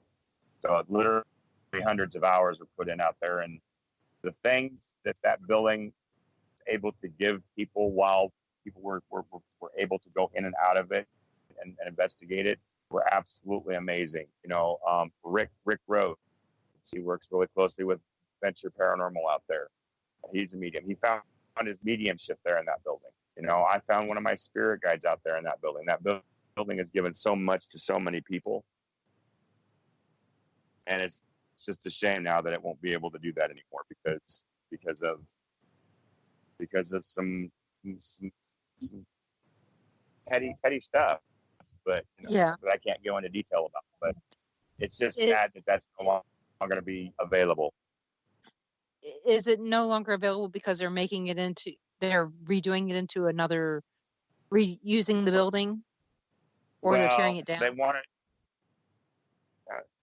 They wanted to while we were still trying to retain ownership of it, or trying to get ownership of it. They changed up the plans, and they wanted to turn the West Wing into a daycare center. That if you're going to get scratched or bruised in that location, the West Wing is where it's going to happen. The West Wing is probably more physically active than the rest of the location. Any of the teammates that we had that ever got scratched or pushed or bruised, it always happened in the West Wing. So we kind of opposed, you know, them putting a daycare center in a location that's got that kind of activity in it, and we were met with huge resistance, and things just kind of went downhill from there. So I think what their plan is to tear down the main building and then repurpose the West Wing into a daycare center, because they're already using the East Wing. It's kind of like a gathering spot for the kids, like a bus stop for the county buses, the school buses that go in and out of there. So they use the East Wing for that. It's got heat, water, the whole 9 yards. It's just the main building and the West Wing that are kind of dilapidated. But I think they're going to repurpose the West Wing for the daycare center and probably tear down the main building is what's going to happen. That's my speculation. I don't know for sure about that. That's just what I see happening. And so have they said, hey, you shouldn't talk about the fact that this building's haunted publicly or anything like that? Have they tried to shut down your... Nope, they never did put any kind of gag order on us, but they did. We were chased out of the town by the mayor himself, as we were getting our belongings moved out of the building. He was there to oversee everything, and he wasn't very pleasant. We'll just say that. I don't want to go negative, but he wasn't very pleasant. Wasn't very understanding to what we were trying to do there. And I think that mainly stemmed from our resistance of the daycare center that they wanted to install in the West Wing. That's my personal belief. I don't have any proof or anything to back that up, but that's what I believe. I figured I'd ask. Town itself I knew the whole town itself is active. I mean, Manila itself. Okay, so another great team here in the state is Short Bus Paranormal. Nick and Suda. Yep, they've been on the show.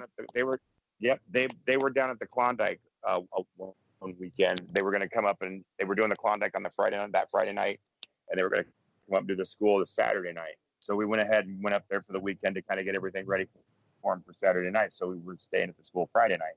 Well, we were just kind of up there piddling around and doing whatever, and my walkie-talkie started squawking. It would squawk once for yes and twice for no, and it was literally answering questions for me. So I asked if, everything was going well down at the Klondike for short bus. It squawked yes. Like, should I go down there and see how things were going? It squawked yes again. So I went down there. We kind of were just shooting the crap, talking shop. How cool would it be, that if we could get some interaction between the two locations? So we thought of a word that was a 3-syllable word that wasn't easy to say for the spiritists, and that was zucchini. 3-syllable word. That way, if it comes through, you can't necessarily say it's interference or whatever. And so I'm like, cool, that works. We go up there, we turn on our spiritist. Less than 2 minutes, Denise, it come through and said zucchini, very deliberately. So I get all excited. I get on the phone to Nick. I'm like, listen, you're not going to believe this, but it took less than 2 minutes to get it out of the spiritist. And as I was trying to get that out, the phone call cut off. Well, by the time I got them back on the line, they had gotten zucchini come through on the spiritist on their end, or it was some ITC. I don't know if they were using spiritist or if they were using that new box that they had gotten at the time, but they were using some sort of ITC that came through zucchini, very deliberate, like it came through for us. So I go down there, we're all excited, and I'm like, okay, so what we need to do next is y'all need to come to the conclusion of who you're going to ask it to come up and touch, right? So they made the determination. Meek, Paul, and Karen didn't know who they had chosen. There was only 3 of us in the building that night. And the next morning, I get up to go down there and find out what they had, what they'd come to the conclusion of. It was not more than an hour and a half after that, though, that Paul felt a hand on his lower back. Just a little hand, just something to touch his back gently to let him know it was there. We didn't know Paul was the one that was picked. Not only had they picked Paul, but they said soon after, because we noted the time when Paul felt the touch, so we could correlate it with anything they might have gotten on their end. Not only at the same time Paul felt the touch, not less than 2 minutes after Paul felt the touch, it came back on their spiritist at 2 minutes after the time we noted, and said felt it over the ovulus. So it came back and gave confirmation that it had gone and done what Nick and Stu and the others had asked it to do, and that was all within a matter of one evening. So wow. Spirit is everywhere all the time. That's what people need to keep in mind. You don't have to go out to these locations or even be inside of a location to have an experience there. You can just be outside of the grounds and have an experience, or you can be walking down the street. Spirit is everywhere always. And I think that night this is our last break. So we're at our last break. So everyone come back. You're listening to WBHM Digital Broadcasting out of Birmingham, Alabama. We'll be back in a couple minutes. Thank you for listening to WBHM Digital Broadcasting out of Birmingham, Alabama. The time is 23 minutes after the hour. You are listening to WBHM Digital Broadcasting, the best in paranormal talk only on Paranormal Experience Radio. Broadcasting live out of Birmingham, Alabama.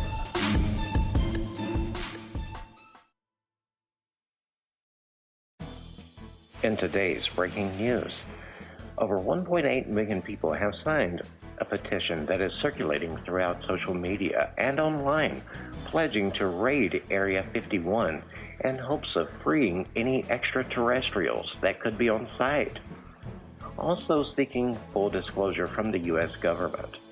Could anything actually come of this? What could be the outcome?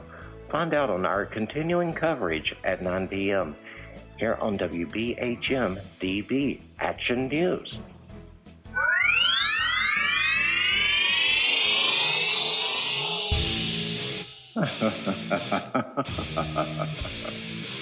You're kidding, right? Most of those people couldn't raid a refrigerator if it weren't for it having a light in there. How about this? For some real information that you can use, instead of the other sources?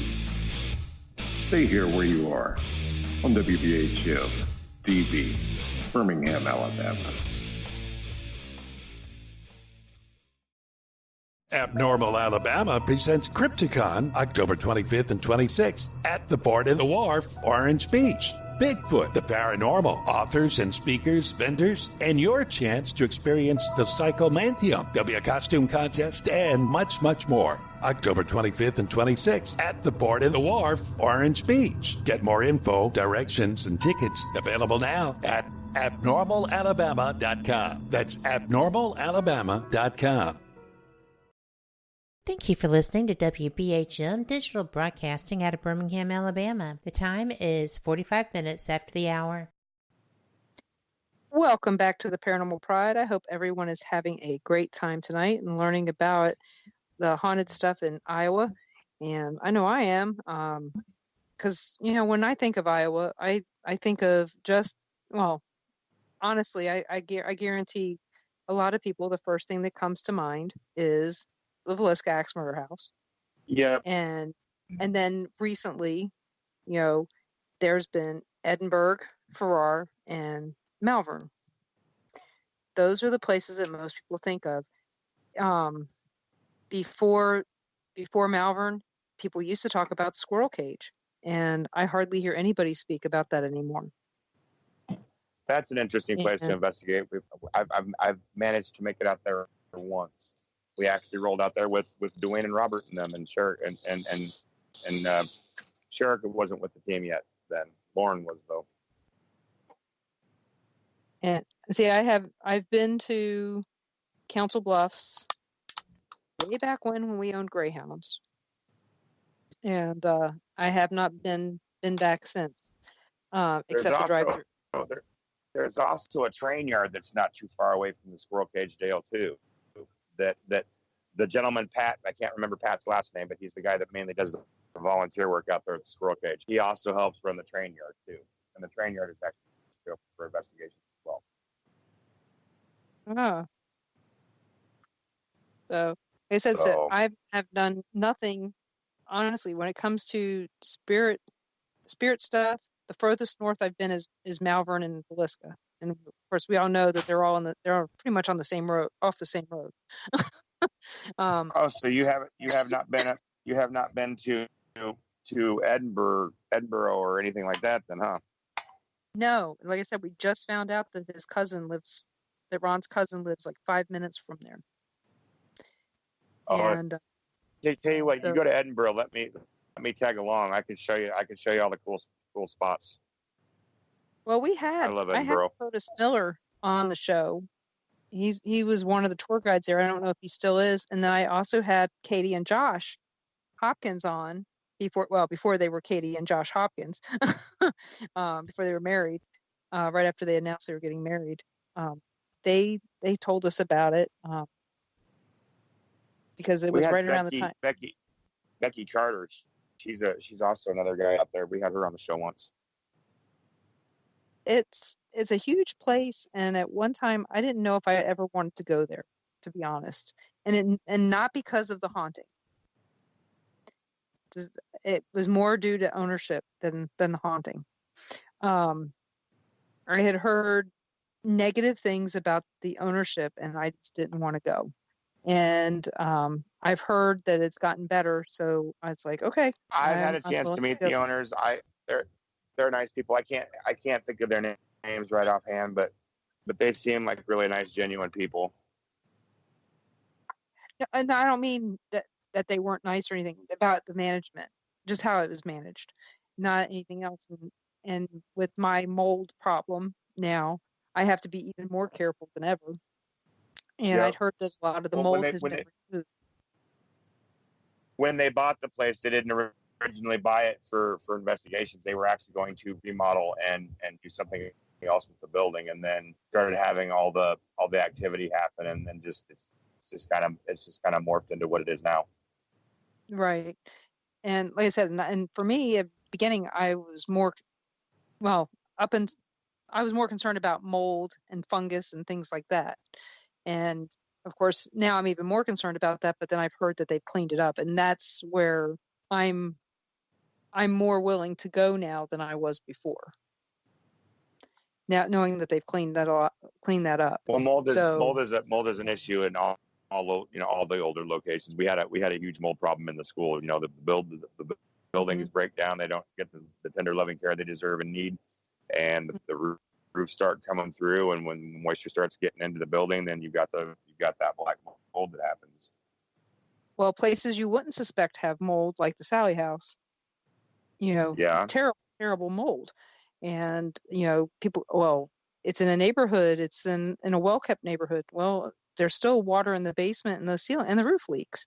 It is what it is. You've got mold where you least expect it.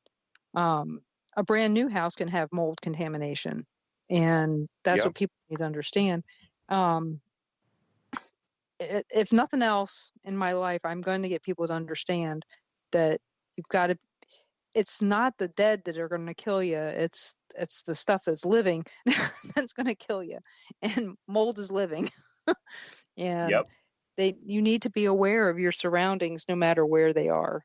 Whether you're on a paranormal investigation or you're walking through a parking lot, you need to be aware of your surroundings and be aware of what's there that can hurt you, whether it's a tsetse fly, scorpions, mold, or a guy with a knife. You need to be aware, and it doesn't matter what you're doing, day or night. And maybe someday people will stop thinking I'm paranoid, but last year made me paranoid on certain things. And, in fact, I just made my appointment for my yearly checkup from all that. So it's important, so. Oh, it is,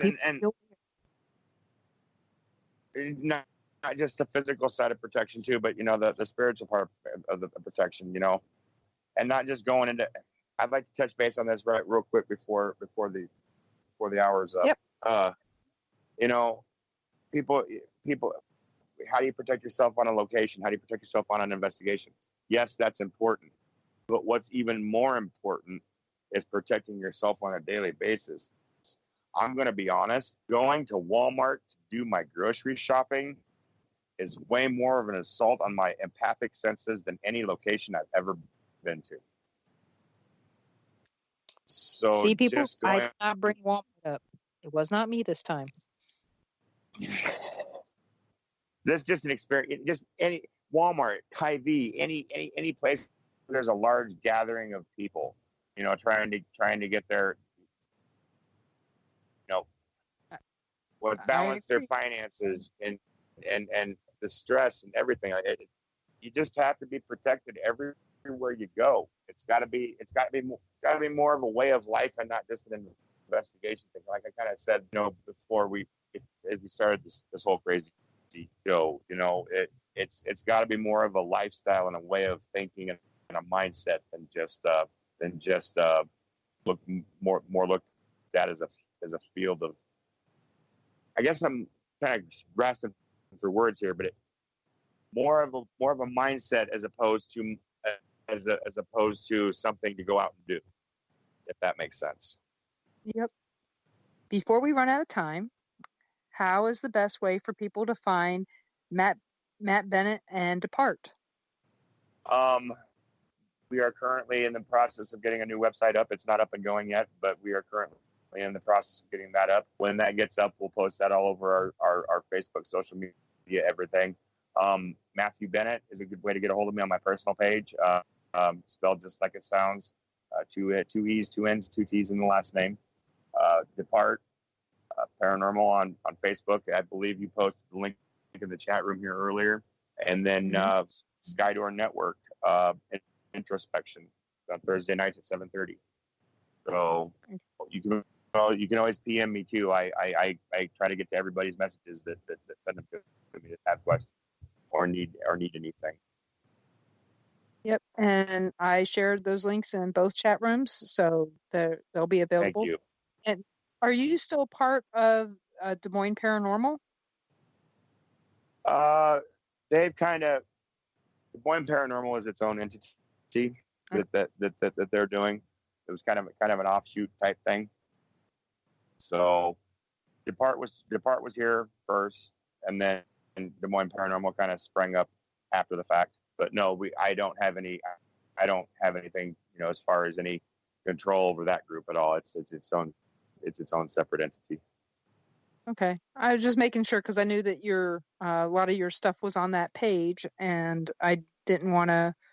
We work with them, but they're their own group. That's a good way to put it. We work with them, but they're their own group. Okay. Well, that's good to know.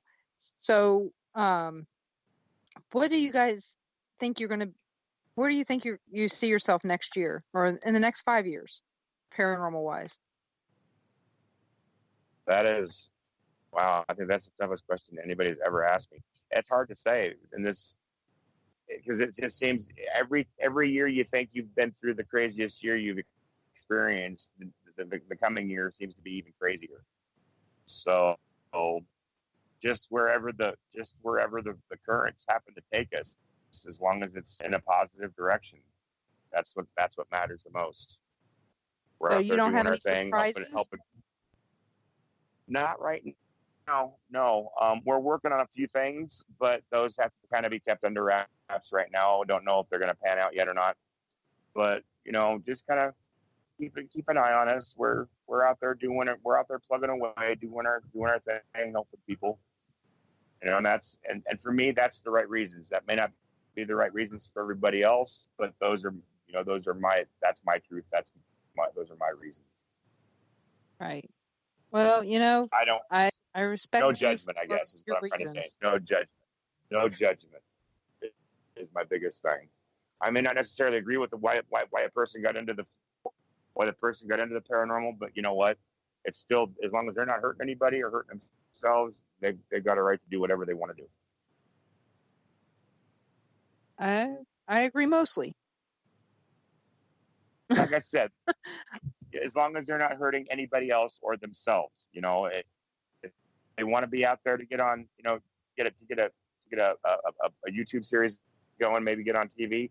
It's not bad. I know a lot of people think that that's necessarily a negative thing or maybe wrong reasons. It's their reasons. They're doing it for their reasons. It's not my reasons. It's not it's not your reasons. It's their reasons. Right. I could care less what people's reasons are for anything as long as they don't step on my toes while I'm doing my thing. It's all about the intent. As long as you're putting good intent and wanting to better the universe and the world as a whole, then nobody should have any issues. Yeah. The only time I have an issue is what deal did they make to get to where they're going? But that's a whole other show. It is. Yeah. And then it's all speculation, and then it could get me in trouble. So, see, I can't do a show on that because I'm not going to get in trouble for that. I post an opinion, and I get raked over the coals. So just know that they're walking. They're just walking. They're walking their path, and they're whatever their path may be. If their path intertwines with my path for however long, for whatever reasons, then cool. We'll walk that part of it together. But if it's meant to separate, it's meant to separate. If it's meant to be merged for the rest of the time I'm here, then people have to learn to let go a little bit and let. It's a fine, man. It's too late, man. I wish we had another half hour because the line between free will and fate I've put a lot of time thinking into that, and I think both of those play into our existence. Yes, we do have choice and free will to make our own choices, but in that same respect, it's kind of like being guided on a road with several different paths that we have the option to choose. Only one of those paths is the right path we should be walking, but do we let our human side get in the way? Well, but that's a whole other topic for another show. So, well, I'm going to thank you so much for being on. Next week, my guest is going to be Alex Matsuo. She is returning. She was one of my very first guests when I first started all this years ago. And we're going to be talking about what's happened in her life since. She's been on, over almost 4 years ago now. So I'm looking forward to having Alex Matsuo on, and got all kinds of things coming up, getting back to normal. So I hope everybody will be back here next Monday night at 7 p.m. Central, listening to me here on WBHM Digital Broadcasting out of Birmingham, Alabama. Thank you, Matt, so much for being on. And you guys check out Matt's show, Introspection, on Skydor Networks on Thursday nights at 7:30 Central. It's a great listen. And if you can't catch it live, you can at least catch his Facebook feed afterwards. So go ahead, Matt. Thank you so much for having. Thank you. I just wanted to say a big thanks to you and Kat for having me back on the show. I love coming here and hanging out and talking shop with you guys. Well, we loved having you on, so thank you so much. And you guys tune in to WBHM Digital Broadcasting for all your paranormal listening. Coming, for the next few weeks, we'll be keeping you guys busy, and we'll be bringing you some new listening with every week. Thanks.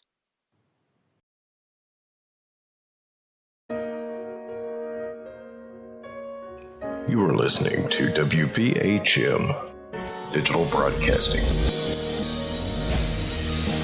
the best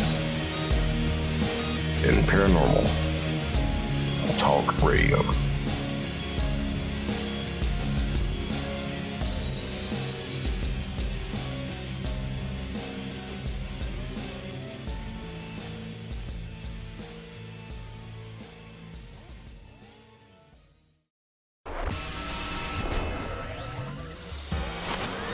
You are listening to WBHM Digital Broadcasting, Birmingham, Alabama.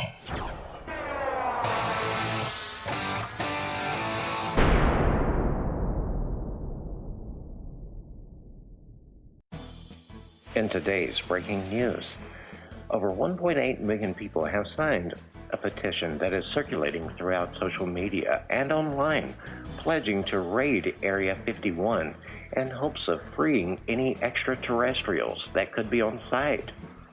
Also seeking full disclosure from the U.S. government. Could anything actually come of this? What could be the outcome? Find out on our continuing coverage at 9 p.m. here on WBHM-DB Action News.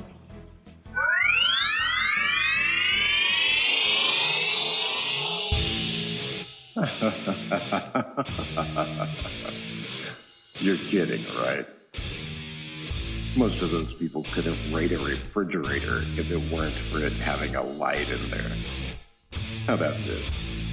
For some real information that you can use, instead of the other, sources, stay here where you are, on WBHM-DB, Birmingham, Alabama.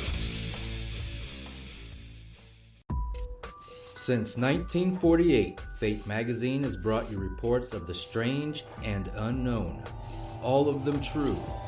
Fate Radio is carrying on that tradition, bringing you the unusual, macabre, strange, and bizarre. Join host Kat Hobson Sunday nights from 8 to 10 p.m. Eastern on WBHM Digital Broadcasting.